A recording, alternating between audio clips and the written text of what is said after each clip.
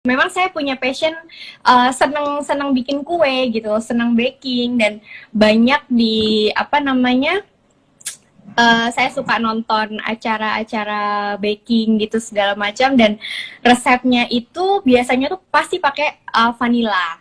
Jadi awal Oh, mulanya itu jadi tapi jadi waktu itu saya ingat banget menu yang itu tuh drop cookie. Jadi drop cookie itu si chef tersebut tuh mm-mm. pakai vanilla extract gitu kan. Jadi saya cari di toko bahan kue, saya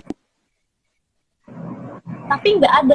Saya bingung kok warna putih atau bubuk putih yang intinya artificial. Jadi uh, saya datang Ah, jadi saya datang ke toko bahan kue itu isinya artificial vanilla. Terus saya sempat coba ke toko bahan yang import gitu kan ada, tapi itu alcoholic base yang kebetulan saya nggak consume gitu kan.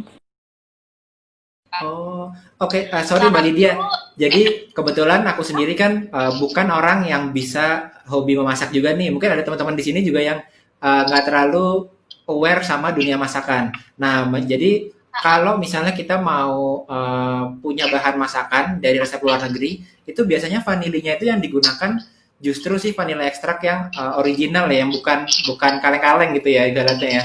Tapi ternyata di Indonesia gitu ya, itu vanilla extractnya itu yang masih available di luar sana itu ibaratnya yang tadi ya yang ada alkohol base dan lain-lain itu ya atau yang artifisial ya. yang artificial. Terus akhirnya saya coba bikin sendiri yang tanpa alkohol. And awal mulanya saya juga mungkin ya masih nggak terlalu aware gitu ya. Jadi saya bikin beberapa batch, terus saya cobain ke teman-teman, and they love it. Terus akhirnya saya research sendiri gitu loh. Dan saya akhirnya tahu bahwa Indonesia itu adalah salah satu penghasil terbesar vanila dunia. Akhirnya tahu bahwa Indonesia itu adalah salah satu penghasil terbesar vanila dunia.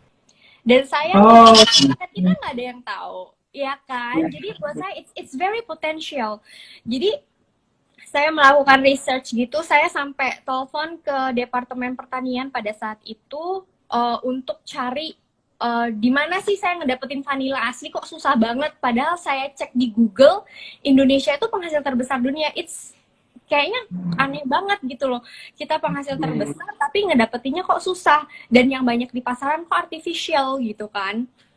Akhirnya dan dari Departemen Pertanian itu saya dapati bahwa pada saat itu 2014. Jadi vanila Indonesia itu sudah berada di titik terendah. Jadi vanila yang ada di pasar itu benar-benar tinggal sisa-sisa panen-panen tahun lalu. Akhirnya saya tergerak gitu kan. Saya akhirnya cari petani yang menanam vanila gitu. oh iya kalau boleh tahu Mbak Lydia, ini kan perjalanan Mbak Lydia udah nyari petaninya nih. Itu dilakukan saat masih bekerja di perusahaan tadi atau udah sempat resign dulu lalu nyoba untuk berbisnis Oh, tadi? resign dulu. Jadi karena Oke, oke.